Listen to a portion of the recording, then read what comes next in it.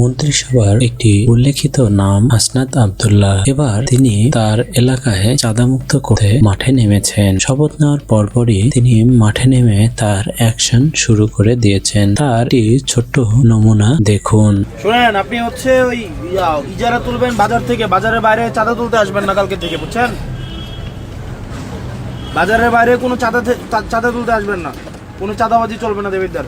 আপনি শুধুমাত্র বাজারের ইজারা নিচ্ছেন, বাজারটা হচ্ছে শুধুমাত্র কাঁচা বাজার। শুধু কাঁচা বাজারে এদিকে যদি আসেন, মানুষ যদি ধরে আপনাদের পিটায় পুলিশের হাতে তুলে দেয়, আমাদের কিছু করার নাই, কারণ চাঁদাবাজরা সবাই ধরে পিটাবে।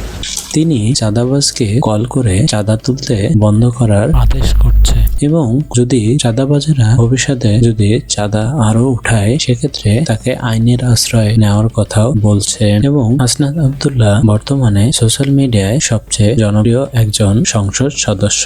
এরকম আরো লেটেস্ট খবর পেতে বিডি নিউজ 360 কে সাবস্ক্রাইব করুন।